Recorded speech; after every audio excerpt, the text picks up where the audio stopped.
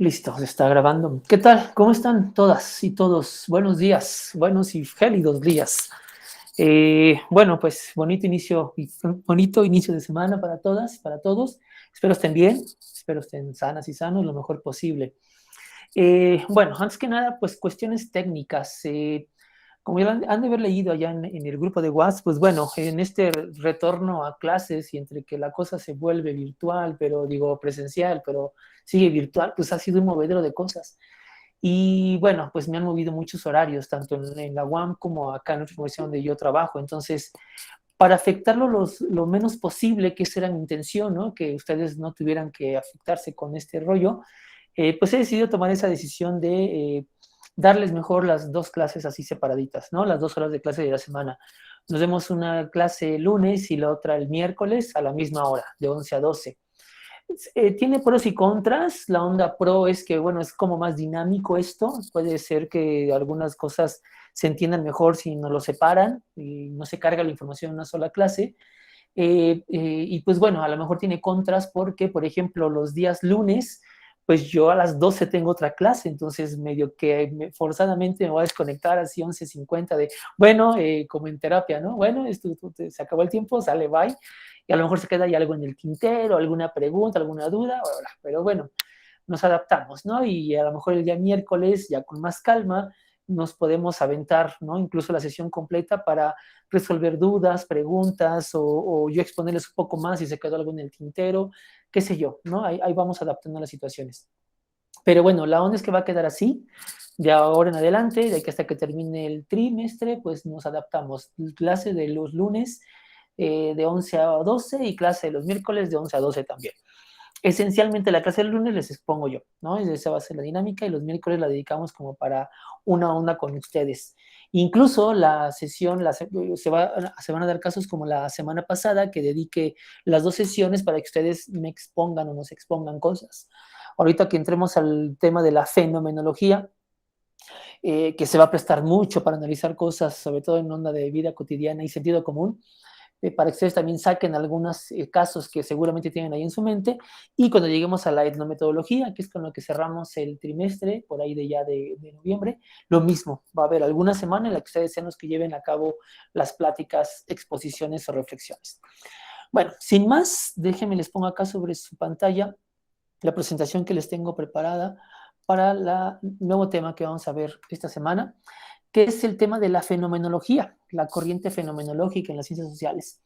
Es un tema muy interesante. Seguimos en esta línea que abre el interaccionismo simbólico, que es el estudio de las interacciones humanas. Y bueno, siguiendo esta tradición de la investigación, aparece esta otra, que es la corriente fenomenológica, una corriente que aparece en la escuela norteamericana, de europeos que tienen que trasladarse a América huyendo muchas veces por su onda étnica, huyendo por ondas políticas, a veces trasladándose a América, porque acá hay como todo un campo nuevo de investigación y escapando un poco, ¿no? Esas burbujas académicas que en Europa existen hasta nuestros días, en el que te cierran como en muchos ámbitos académicos y no permiten que haya como nuevas vertientes de estudio. Entonces también muchos de ellos se trasladan a América buscando esta como frescura que se está dando acá en territorio norteamericano.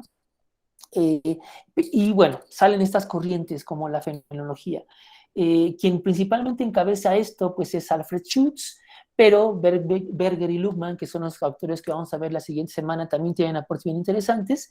Y en esencia pues es eso, el estudio de la vida cotidiana, el estudio de las interacciones que se dan en el día, en el cara a cara, en el presente de las situaciones, intentando escapar de estas grandes corrientes sociológicas que buscan la meta-explicación, ¿no? La explicación de las estructuras sociales y de las estructuras económicas y de la clase social, ¿no? Intentan escapar un poco a esto y lo logran de manera súper exitosa, de forma tal que gran parte de los estudios que acá en América se comienzan a generar le van a dar un vuelco, ¿no? Así de 180 grados a la sociología y le generan nuevos derroteros. Vamos a adentrarnos en el estudio de Alfred Schutz, un sociólogo que me parece, es una opinión personal, pero no solamente es la mía, sino que es algo que se ha estudiado bastante, Es un personaje, un sociólogo, un pensador que no ha sido del todo valorado dentro del ámbito académico sociológico, pese a sus importantes aportaciones. Y eso lo vamos a ver el día de hoy.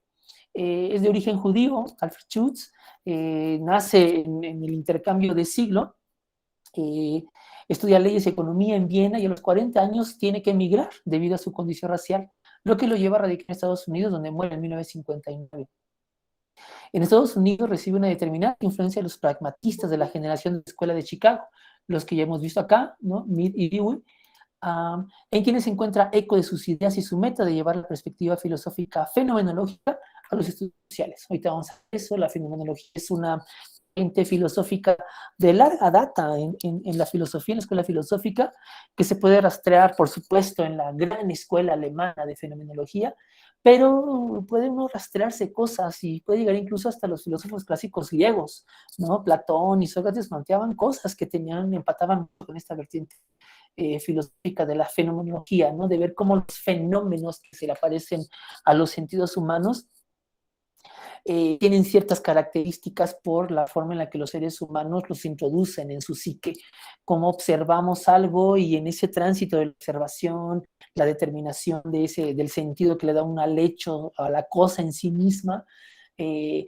el sentido social que se le carga a eso, bueno, abre una perspectiva filosófica que por supuesto es abordada por los clásicos alemanes, ¿no? Desde Hegel hasta Schopenhauer, pero insisto, se puede uno adentrar un poco al pensamiento platónico, por ejemplo, y encontrar que en esta parábola de la caverna, que seguramente ustedes han de haber estudiado, uno puede encontrar, ¿no? Rastrear algunas pistas para entender lo que la fenomenología después va a generar. Su obra, regreso aquí a la diapositiva, es muy poco conocida en su época, pero va a ser trascendental para sociólogos posteriores y para sociólogos mucho más reconocidos como Berber y Luckmann, quienes ellos van a traerlo a colación y siempre lo van a nombrar como su maestro, quienes lo citan constantemente. Y es una fiesta fundamental para la conformación de una ciencia como la psicología social.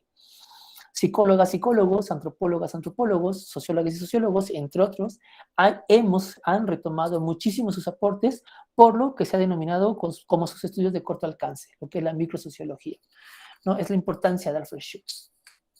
Las preguntas que van a guiar mucho de su obra de Alfred Schutz, pues son preguntas que en aquel entonces, hoy nos parecerían casi que obvias, pero que en aquel entonces revolucionan a la sociología, ¿no? En las acciones cotidianas, ¿qué tanto podemos comprender las razones del I y del otro?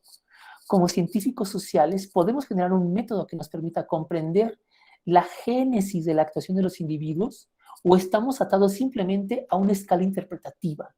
Es una pregunta muy interesante. La forma en la que los demás actúan, ¿podemos conocer realmente el porqué profundo de las acciones de los otros? ¿O simplemente esa explicación que da es una interpretación, es una explicación desde la interpretación?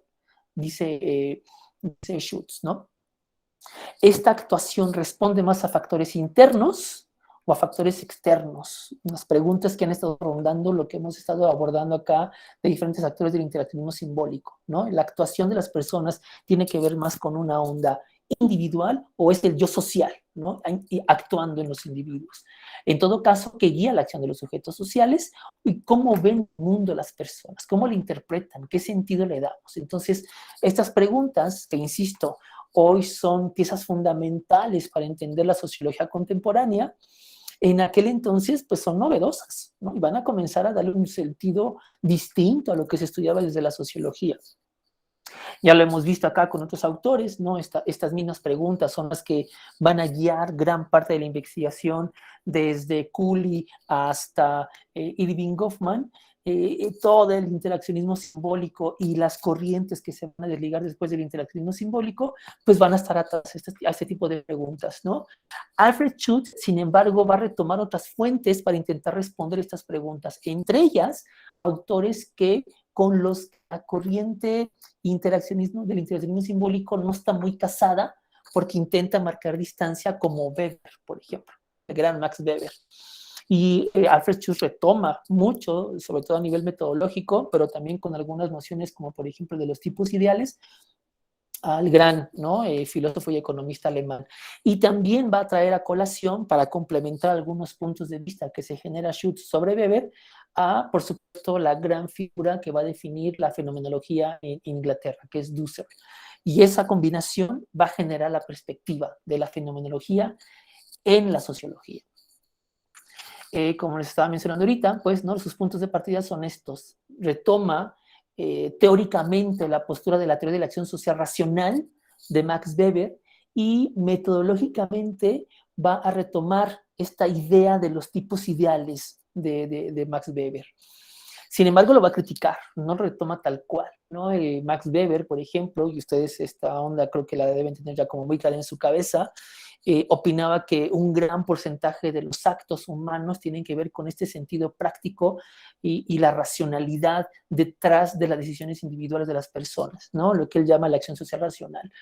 Pero llega Schulz y dice, o sea, sí, pero no, o sea, no me quieras hacer cosas, o sea, muchos de los actos humanos, y ahí ustedes véanse al espejo, no los pensamos, no somos gente que tenemos la razón todo el tiempo aquí enfrente y decidimos cosas y tomamos decisiones en función de la razón, a veces nos gana el corazón, muchas veces nos gana las entrañas, ¿no? Muchas veces nos gana la hormona sobre la neurona.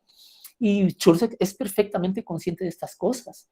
Dice, en los actos humanos, en las interacciones humanas, no solamente intervienen las acciones sociales racionales, a veces intervienen muchísimas de otros tipos que también van a decidir en gran sentido la interacción que se da entre los seres humanos, ¿no? Entonces, retoma Max Weber, pero no lo retoma tal cual, ¿no? Hay algunas cosas ahí que van a cambiarle la perspectiva y para complementar, por así decirlo, la explicación de los sentidos de la acción humana de Weber, retoma Dussel y dice, ok, sí, muchos de los actos humanos pueden explicarse a través de la racionalidad, pero otra racionalidad, o esa racionalidad siempre va muy enmarcada, muy contextualizada con lo que Husserl, este gran filósofo inglés, va a denominar como mundo de vida.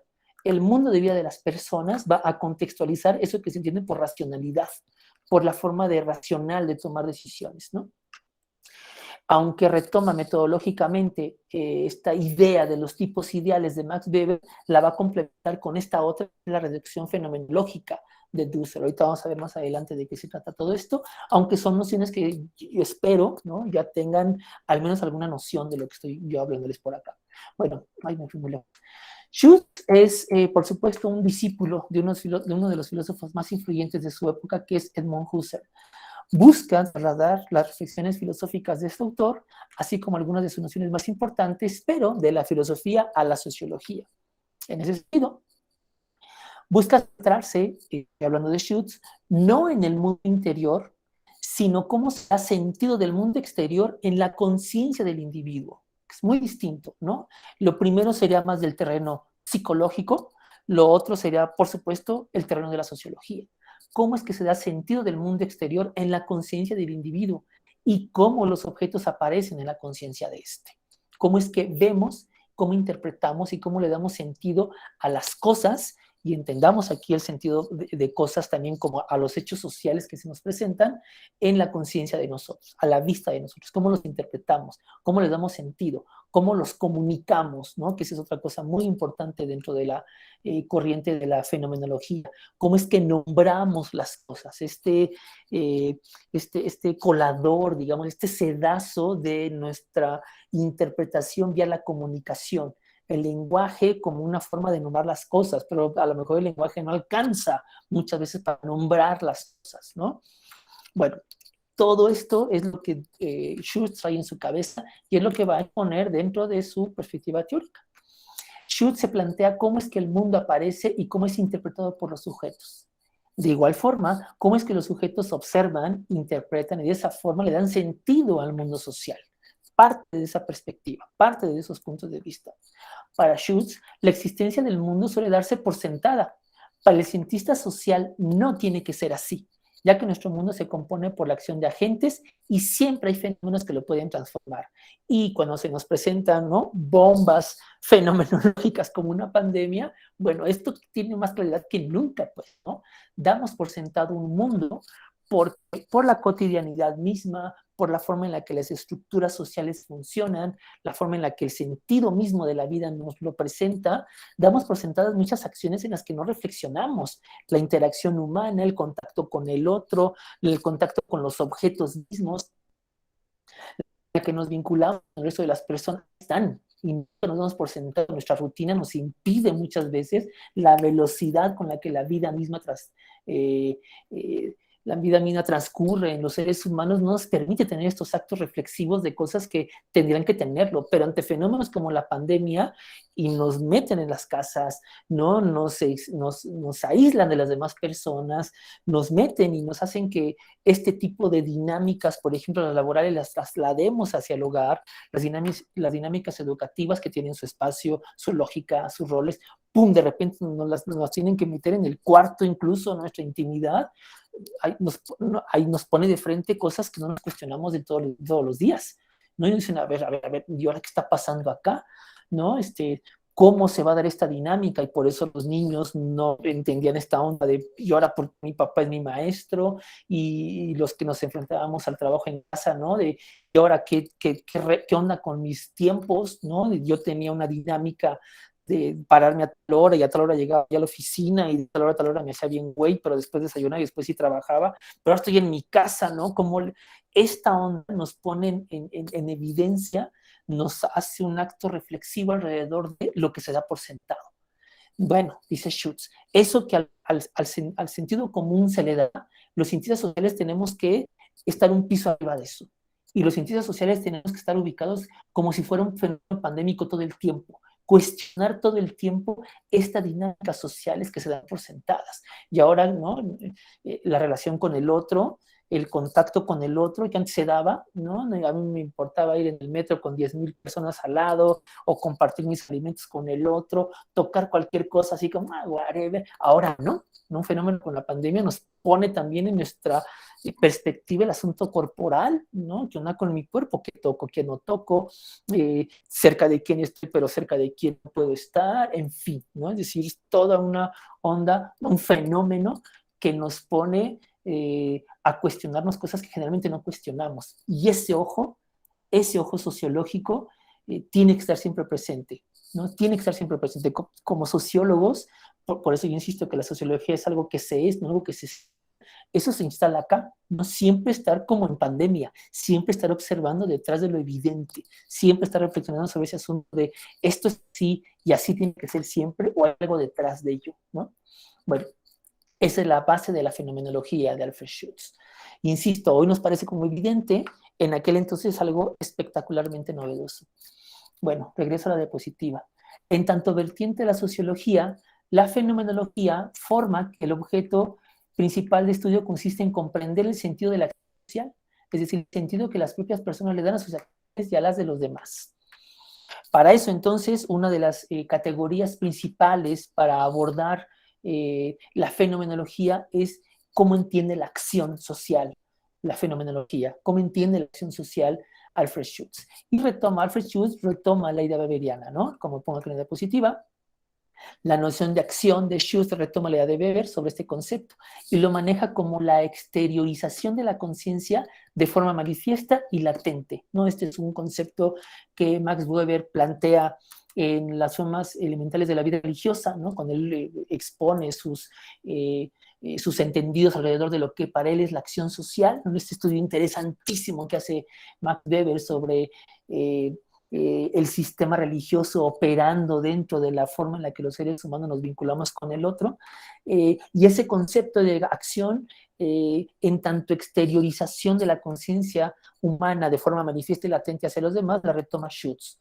La acción humana, dice Schutz, es motivada por intereses personales, ¿no? Pero los sentidos de cada uno y cada una dan esto que los seres humanos llamamos sentido común, que está presente en todas las culturas y que está muy objetivada.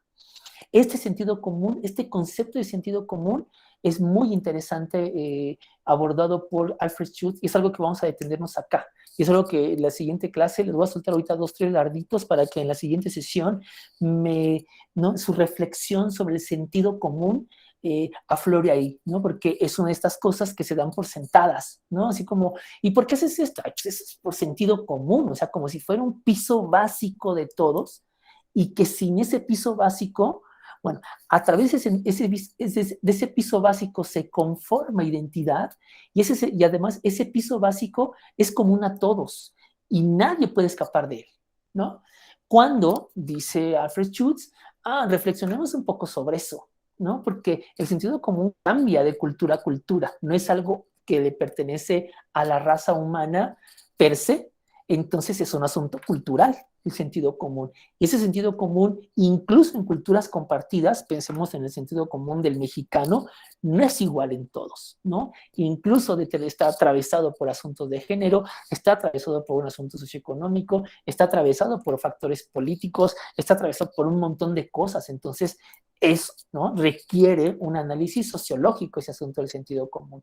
Y eso que para Weber parecería como obvio, dice Alfred Schutz, el asunto de la acción humana en tanto exteriorización de la conciencia de forma manifiesta y conformadora del sentido común, hay que atravesarle una nueva perspectiva, que es el asunto de la fenomenología. No sé si hasta aquí me está explicando, espero que sí. Y tienen por ahí algunas dudas, anótenlas, ¿no? De forma tal que a lo mejor en la siguiente clase, ya un poco trabajada en su cabecita, me la puedan preguntar y con gusto nos echamos acá una platicada alrededor de esto. Bueno, ahora, para comprender la noción de realidad social para Schutz, nos conecta con el sentido etimológico de la palabra fenomenología. Phenomenon, lo que se manifiesta, lo que se muestra, ¿no? Esta palabra griega phenomenon, y luego el estudio de. Entonces, la fenomenología será como el estudio de lo que se manifiesta, el estudio de lo que se muestra. Pero ahí hay varias cosas sociológicas que espero que en su cabecita ya esté como, ¿no? Sembrándose esas dudas de, pero lo que se manifiesta y lo que se muestra tiene intención. Y lo que yo entiendo tiene un sentido. Y como yo lo interpreto, son como tres capas, ¿no? En los que hay una cosa ahí que podemos debatir. Bueno, entonces, la fenomenología, desde un punto de vista sociológico, sería esto, el estudio y la descripción de los fenómenos de la conciencia, así como de las cosas tal y como se manifiestan en la conciencia de los seres humanos, ¿no? A nivel sociológico, como pongo acá en la diapositiva, esta manifestación de fenómenos ocurre no en las grandes estructuras, sino en el terreno de la intersubjetividad, en los sujetos, en sus acciones, en su cotidianidad y en el sentido que le damos a nuestros actos. Esa es la enorme diferencia de Alfred Schutz con Max Weber. Pese a que retoma esta idea de Weber de las acciones humanas en tanto muestran esta exteriorización de la intención humana, esto no se refleja en las grandes estructuras sociales, se refleja en el día a día, ¿no? Se refleja acá en el terreno de la intersubjetividad, en cómo interaccionamos con el resto de las personas, en nuestra vida cotidiana, en el sentido que le damos a nuestros actos. Entonces, dice Schutz, por ejemplo, ¿no? Esta onda quedaría muy clara, creo, si estuviéramos en la presencialidad, ¿no? Porque les diré a ustedes, cada uno de ustedes aquí sentados frente a mí tiene una noción distinta de lo que es tomar una clase. Aunque el fenómeno clase, ¿no? En una universidad, con una materia como teoría sociológica, tiene como un sentido común, cada uno lo interpreta de manera bien distinta y su comportamiento que se refleja, ¿no? En la forma en la que hablan, participan, entienden, comprenden, toman la clase, es completamente diferente. Entonces, ¿no? La onda de Schutz sería, sí, pese a que Weber logra ver que el sentido común nos da para pensar que la clase, ¿no? Una clase como esta, puede ser algo que podemos entender entre todos casi que de la misma forma, cada uno de nosotros la va a entender de manera bien distinta y cada uno le va a dar un sentido completamente distinto a esta acción como comunitaria, ¿no? Bueno, esa es la forma en la que Schutz complementa a Weber. Ahora, para eso, ¿no? Para llegar a esta comprensión de la realidad, para comprender esta onda de los sentidos, pues tiene que agarrarse de un asunto metodológico, ¿no? Y Schutz propone una metodología para que esto sea así. Pasemos, dice Schutz, de esa reflexión solamente en momentos a una reflexión propia de las ciencias sociales.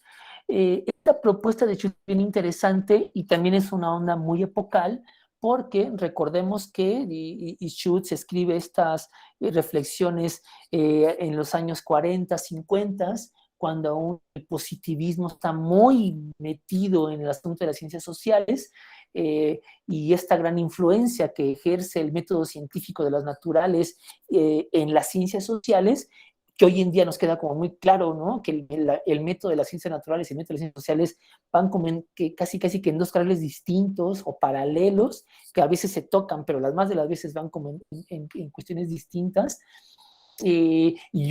Pero sin embargo sigue ejerciendo una gran influencia, ¿no? El positivismo en aquel entonces. Y entonces la postura metodológica de Alfred Schultz es bien interesante porque pone, ¿no? Claras fronteras entre los métodos sociales y naturales, ¿no? Y cuando saca este pensamiento, parece que lo deja como muy claro. Para Schultz, el método de las ciencias sociales, bajo ninguna circunstancia, puede ser solo descriptivo, cosa que el positivismo que hace, ¿no? El positivismo se hace, que es lo que el método positivo hace, que es lo que nos enseñan en la primaria, pues, ¿no? ¿Qué es lo primero que hay que hacer para generar ciencia? Observar y describir un fenómeno. Y en función de eso, tenemos, ¿no? Interpretaciones, que la teoría, bla, bla, todo este método científico que nos enseñan en el clases de ciencias naturales, ¿no? Dice Schutz, si las ciencias sociales, su método se queda solamente en ese nivel, olvídense, no vamos a llegar a ningún lado porque solamente nos quedamos a un nivel descriptivo. Tiene que hacerse un esfuerzo posterior, ¿no? Que es crear, construir sentido. Pues la ciencia social consiste en interpretar y comprender el Verstehen, ¿no? Este verbo alemán que Weber lanza al mundo como metodología. Espero que ustedes lo tengan en su cabecita, ¿no? Este término alemán que es comprender interpretando, ¿no? No hay una traducción al español, no tenemos un verbo que una ambas cuestiones, ¿no? Comprender e interpretar. En alemán está este Verstehen, que sí incluye ambas cosas, y me parece que refleja muy bien la intención metodológica de las ciencias sociales, ¿no? No solamente podemos decir fenómenos sociales, sino que tenemos que interpretar detrás de ellos. Para comprenderlos hay que interpretarlos. Entonces, este giro metodológico que introduce Alfred Schutz marca, ¿no? Una distancia evidente entre la onda positivista y el método de las ciencias sociales. Dice Schutz, ¿no? En ese sentido, los sociólogos, en general los científicos sociales, somos cartógrafos, ¿no?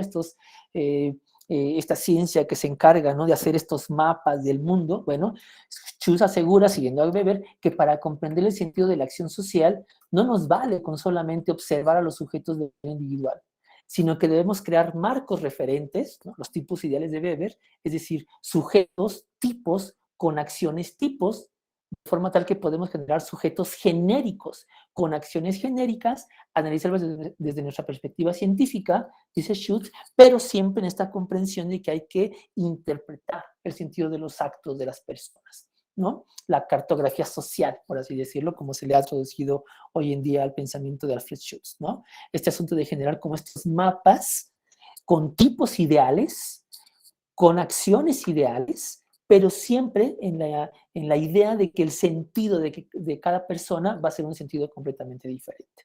Este es el aporte, el gran aporte metodológico que nos va a ofrecer Alfred Schutz. Retoma, ¿no? El pensamiento de Max Weber, pero le da un vuelco hacia la fenomenología.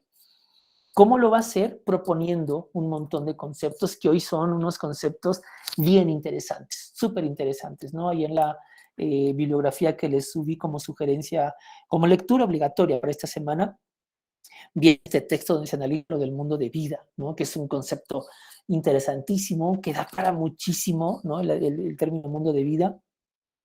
Pese a que hay algunos antropólogos que ya habían explorado el concepto, no como mundo de vida, pero ¿no? Ya le habían dado como otro sentido, ¿no? Al concepto de, o hasta esta noción de ver cómo es que las particularidades culturales ofrecen formas distintas de observar la realidad. Me parece que el gran aporte que hace Schutz es proponer el concepto de mundo de vida, ¿no? Hoy nos queda como muy claro, hoy siglo XXI, que está todo este asunto de revalorizar algunas costumbres, revalorizar muchas culturas que la historia, ¿no? Masacró, y acá en América las entendemos muy bien por este asunto de la descolonización o esta reflexión sobre si la colonización realmente permitió traer unas mejores cosas a la cultura o hasta dónde fue nada más una colonización, hasta dónde fue un completo etnocidio, en fin, ¿no? Es decir, el mundo de vida da como para reflexionar un montón de cosas que están ahí detrás de lo evidente, por supuesto, ¿no?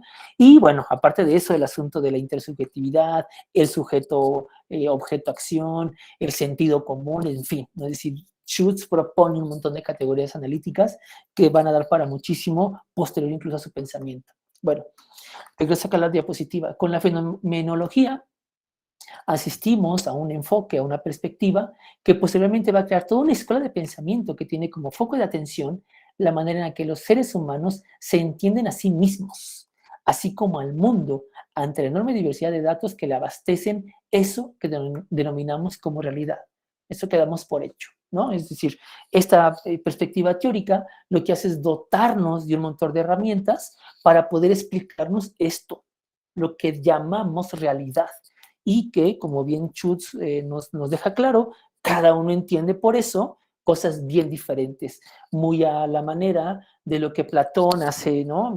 Cientos, miles de años, nos quería decir con su metáfora de la caverna, ¿no? En el que solamente vemos como algunas sombras y cada quien le va a dar una interpretación distinta, pero la realidad está en otra parte, ¿no? Y esa forma en la que los seres humanos interpretamos la realidad tiene un sentido.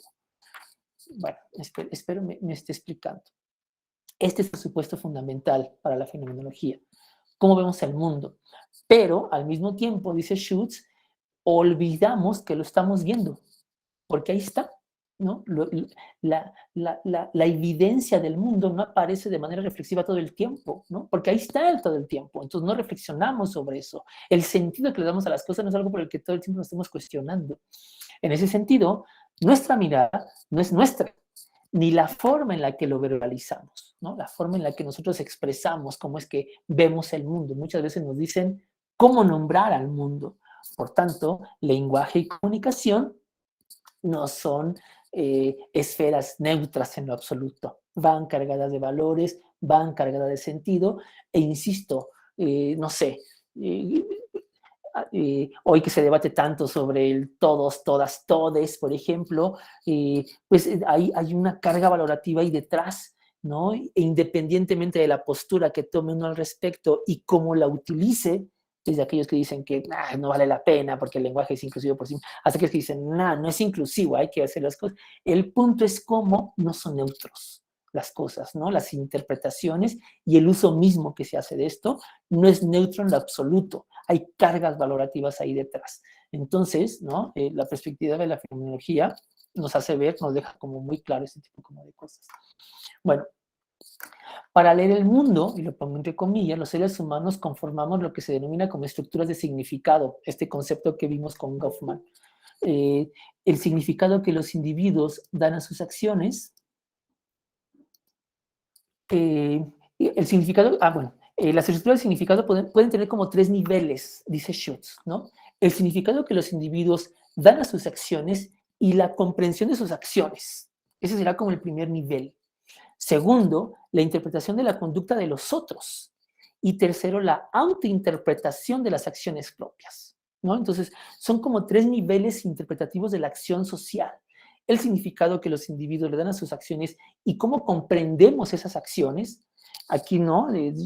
Schutz nos pone ante eso que Curry nos llamaba el looking glass self, ¿no? O sea, el espejo ante los demás. Ese asunto de cómo le damos interpretación a los otros esperando una respuesta de los otros, ¿no? Esta interacción constante de los seres humanos. Dos, la interpretación que le damos a las conductas de los demás, sabiendo que los demás están esperando lo mismo que yo espero de los demás. O sea, así como yo hago algo esperando de los otros algo, sé que los otros están haciendo eso mismo y yo estoy del otro lado del espejo, pues, ¿no? Y por último, la interpretación de las acciones propias, ¿no? Son esos tres niveles en los que hay un montón de cosas ahí que podemos rascarle, por supuesto.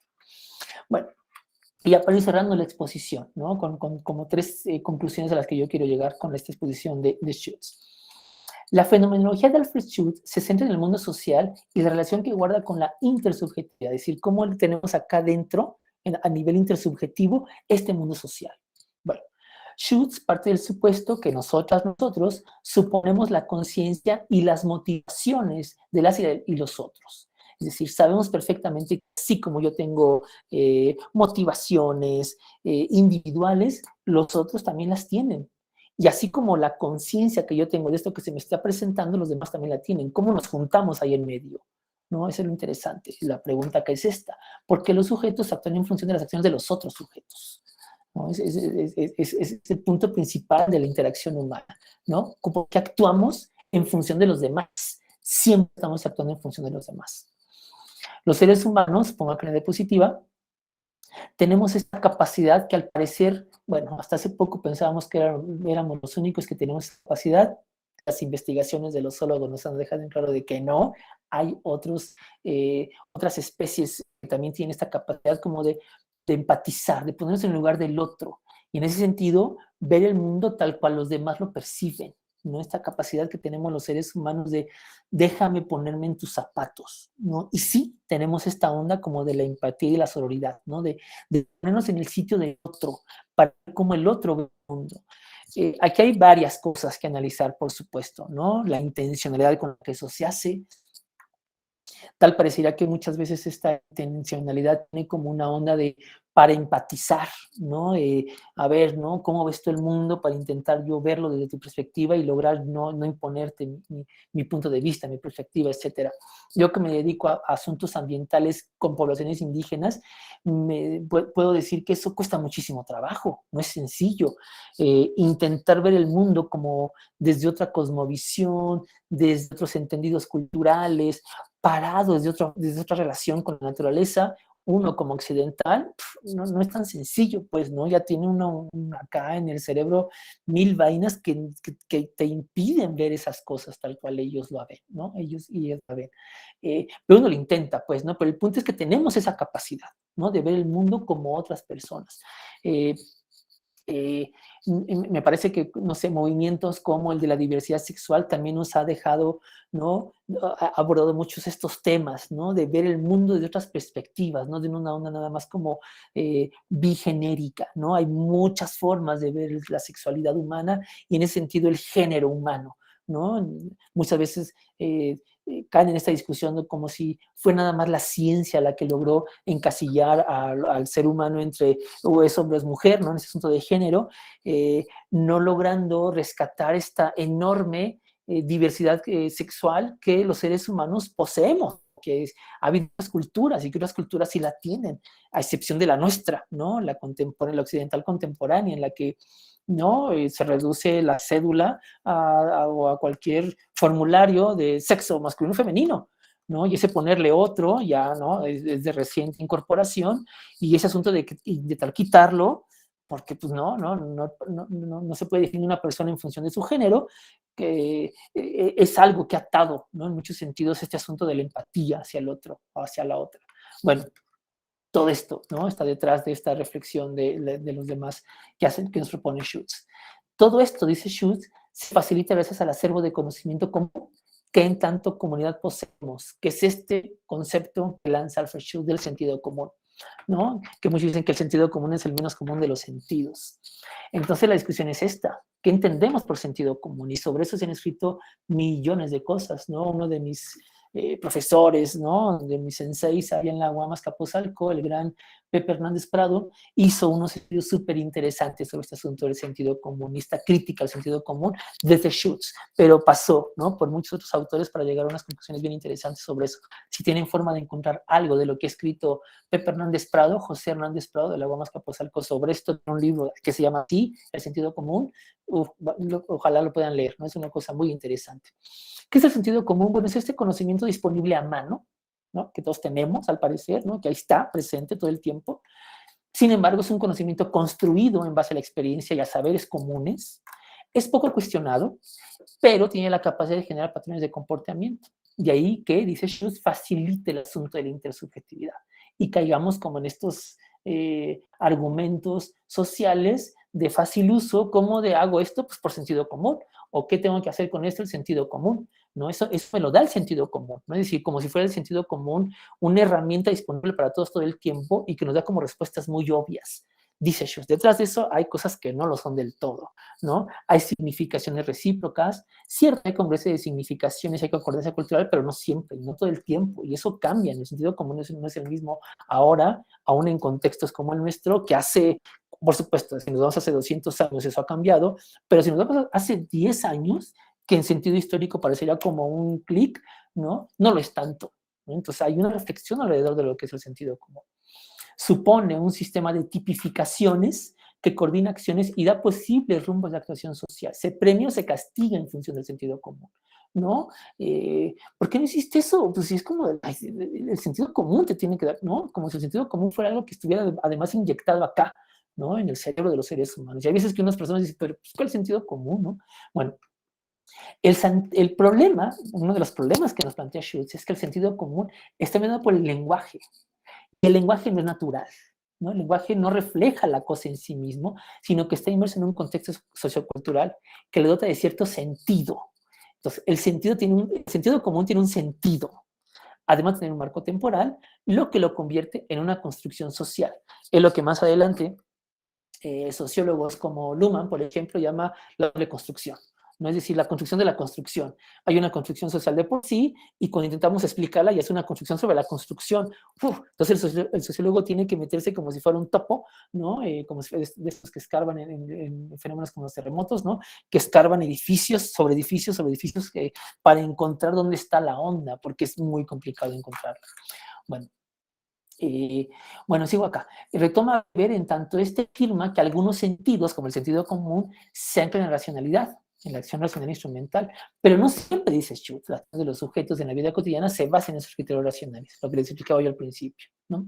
Si bien la racionalidad medios fines que nos propone Weber guía muchas veces los actos humanos y el sentido común, existen muchos otros tipos de racionalidades que también conforman de manera imperativa tanto la acción individual como el sentido común, ¿no? Las acciones definidas por afectos, las acciones pragmáticas o por tradiciones, por filias, por fobias, etc. Hay un montón de otro tipo de motivaciones de las acciones humanas que no solamente en la acción racional que nos propone Weber. Es decir, hay otras lógicas más allá de la racionalidad instrumental que estructuran y dan sentido a la acción individual.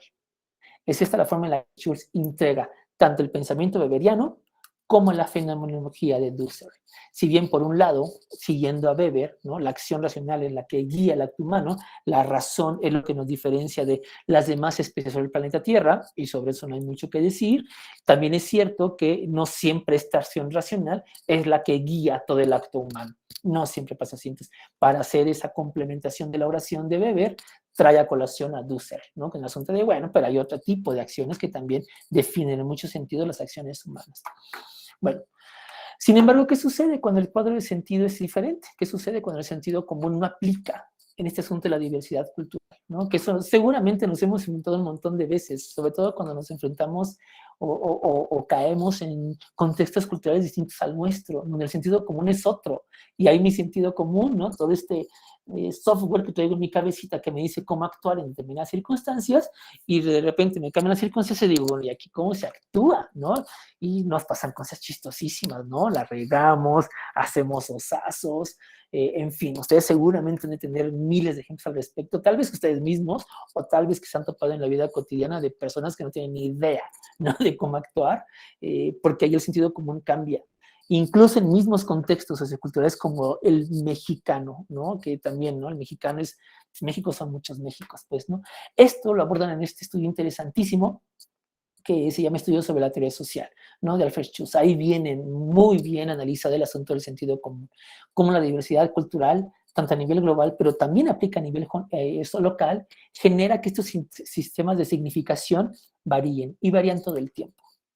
Bueno, y ya por último, al aceptar que el mundo, entre comillas, esa realidad que aparece ante nuestra conciencia, es un asunto intersubjetivo, aceptamos que existen otro tipo de mundos, y en ese sentido, otro tipo de realidades, ¿no? El asunto de la locura, esto que hemos platicado en varias ocasiones, ¿quién define lo que está, que es cuerdo y lo que no? Es como muy endeble, ¿no?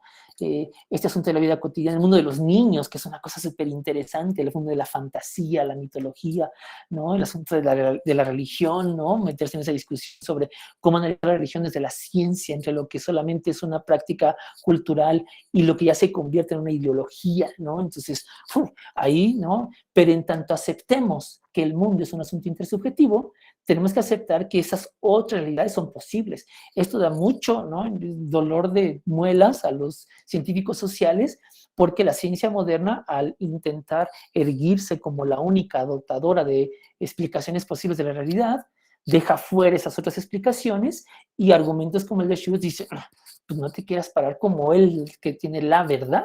Hay otro tipo de realidades que no puedes explicar tú. Y ahí entran este tipo como de otras realidades, ¿no? Que también nos explican que la realidad ahí está, ¿no? Entonces la pregunta de Schultz es esta. Entonces, ¿qué entendemos por realidad social, ¿no? Bueno, y ya, déjenme avanzar porque si no, no voy a terminar. Esto, bueno, ya se los he explicado yo también hace ratito, no basta con hacer ejercicios descriptivos, las ciencias sociales deben crear y construir sentido, ¿no? La creación del sentido va a ser un término fundamental para entender a Alfred Schultz, y las ciencias sociales son interpretativas y comprensivas, utilizan esta idea del cartógrafo de la sociedad, el Verstehen, ¿no? Alemán, que nos propone metodológicamente Max Weber. En ese sentido, para comprender el sentido de la acción social, no solamente vale observar los sujetos, sino que debemos crear sujetos tipo y analizar estas acciones como acciones tipo. Y a partir de ahí, generar otro tipo de explicaciones. Bueno, dejo hasta acá esta explicación, porque lo que sigue sí ya es lo de Berger y Luhmann, que es lo que vamos a ver la siguiente semana. Este fue así, ¿no? Brochazo de Alfred Schultz. Insisto, Alfred Schultz ha sido poco reconocido, pero me parece que es un autor que hasta nuestros días puede dar como para mucho. Entonces, ojalá hayan leído muy bien lo que les dejé de Alfred Schultz esta semana. Y por último, ya para retirarme, ¿vieron bien la actividad que les dejé para esta semana?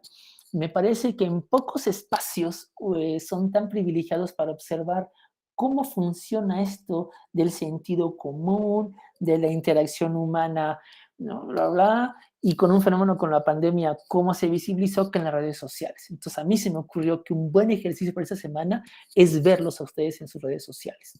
Entonces, yo creo que todo el mundo aquí, espero, creo, supongo, tiene alguna red social, ¿no? Tiene Twitter, tiene Facebook, tiene Instagram. Compartan algo ahí, ¿no? Algo que tenga que ver con cómo ustedes, desde la perspectiva de Alfred Schultz, pueden ustedes aventar una bombita ahí en la red social y para ver qué obtienen como respuesta de las y los demás que tienen ahí en sus redes sociales. E intégrenme a mí, ¿no? Es decir, no sé, si van a hacer algo en Facebook, intégrenme al Facebook o al Twitter o a su Instagram, de forma tal que yo pueda seguirlos y a partir de ahí ver lo que están generando ustedes. Va a ser complicado calificar eso, casi que con que lo hagan tienen un 10. Me interesa más el ejercicio que ponerles una calificación o evaluarles eso, porque además, ¿cómo se va a evaluar eso? Pues, ¿no? Pero es un ejercicio como sociológico, ya la propuesta que les hago yo, para ver ustedes cómo pueden o qué pueden sacar de ahí, en tanto ejercicio sociológico en las redes sociales hoy en día, basándose en Alfred Schultz. No sé si con la sola explicación quede claro. Omar. Sí, profe. Bueno, sí, yo también como que sí me quedé con eso de qué tenemos que hacer. O sea, lo que tenemos que escribir es alguna reflexión, propia, o bueno, digamos que una reflexión de este tema, o como es que como mencionó lo de aventar, es como, o sea, quizá poder, bueno, yo lo interpretaría como quizá escribir ahí alguna opinión que se pueda considerar polémica y ver la respuesta, o cómo Exacto. está. O pueden también criticar. ¿Qué onda con el sentido común? Ustedes vienen acá y hay cosas del sentido común que uno no critica y no reflexiona porque es el sentido común. Y uno piensa que el sentido común, ese ni se toca, o sea, ese ahí está. ¿Y qué tal si lo tocan? ¿Qué tal si ustedes no lanzan ahí una piedrita en el que critican algo del sentido común a ver qué reacción generan en los demás? Les doy un ejemplo, nada más uno, ojalá no me lo copien porque creo que puede, ¿no? Bueno, este ejercicio hecho en anteriores cursos, las chicas, por ejemplo, proponían algo alrededor de la onda de la cosa de la femineidad, ¿no? Y ahí ustedes pueden ver cuál es la reacción de los demás, criticando cómo del sentido común se ve a la mujer, Entonces va a haber gente que obviamente se sume a su crítica de ese sentido común. Hay gente que por supuesto no va a estar de acuerdo y pum, ¿no? Avienta algunas cosas. Así como ese, hay, me parece, no me parece, estoy seguro, 1000 temas que pueden hacer sobre el asunto de la fenomenología. Yo lo que les propongo, y sorry que los corte así, pero bueno, así está la onda acá, es que piensen algo en su cabecita y propónganmelo vía WhatsApp. Así como, a ver, tengo esta idea, ¿qué tal? ¿No? En Instagram tengo esto, o en Twitter tengo esto, o en mi Face quiero poner esto. ¿Qué tal? ¿Qué te parece? ¿No? Más que como para buscar mi anuencia, como para ver si realmente creo que puede generar lo que estamos buscando acá con este experimento sociológico, ¿no? Pero aviéntense a hacer algo en las redes sociales, ¿no? Que ustedes digan, ya, a ver, yo me aviento esto, a ver si es algo fenomenológico, ¿no? En esta idea como de la fenomenología de Alfred Schutz. No sé si me expliqué, Omar, pero pues va para todos. Ah, bueno, por decir, podemos utilizar cualquier ámbito social, bueno, porque hay muchísimos. Aquí la idea es esperar cierta reacción por parte de las personas, según entiendo, ¿no? Que En pues base en a el lo que... fondo es lo que las Ujú, redes sociales buscan. O sea, tampoco es que les esté pidiendo que hagan algo ujú, que generalmente no hacen, pero ahora va a tener como una intención sociológica. Así como algunos de ujú, ustedes me lo han dicho, es que ahora veo unas películas o he visto esta película, pero ahora no nada más como espectador y ujú. con palomitas, sino con, ¿no?, estos ojitos sociológicos. ¿Qué tal que ahora la nueva publicación que hagan la comiencen a hacer con ese sentido? Sé que para algunas personas no va a ser nuevo, porque sé que para muchas personas las redes sociales son un reflejo de esta onda y está bien. A ver, ahora propongo esta cosa. No sé si me está explicando. Ah, sí, sí, creo que sí. Es que yo entendía como que era un concepto de los que vamos a ver ahí, pero por decir, o sea, es más bien no mencionar ese concepto tal cual, porque ni siquiera tendría así sentido poner una cosa así. O sea, más A lo bien mejor hay gente sería que no lo como entienda. ponerlo, más bien sería como poner todo lo que nos dice el autor en práctica, ¿no? Exactamente. Precisamente hacer este experimento a Es hacer nosotros. sociología, ¿no? Es Sí, hacer exacto. intención. O sea, si le hubiera puesto yo un título, o el título que yo le... Sí, ¿no? La tarea es, hagamos sociología en las redes sociales. A ver qué tal nos sale el experimento con esta onda como fenomenológica que puede abarcar un montón de cosas. El sentido común, el mundo de la vida de las personas, la forma en la que las personas ven las cosas, las acciones, las relaciones. Ahora con la pandemia, bueno, ¿no? La educación, la onda de la diversidad sexual, la onda laboral, en fin, o sea, me parece que hay un montón de temas ahí que piensen un poquito que pueden poner. Tal vez la pueden acompañar con una buena imagen sugestiva, ¿no? Que lleve a la reflexión la sola imagen. ¿No? El fotoperiodismo aquí nos tiene mucho que decir, ¿no? Hay fotos que la sola foto ya dice 1000 cosas y acompañada con una buena reflexión, a ver qué genero. Me estoy haciendo una onda sociológica. ¿Sí me expliqué? Sí, creo que sí, profe. Va que va. Pues bueno, insisto, ante cualquier duda o pregunta, para eso tenemos el WhatsApp. Va que va. Bueno, me tengo que despedir porque pues las clases siguen por acá. Nos vemos el próximo miércoles.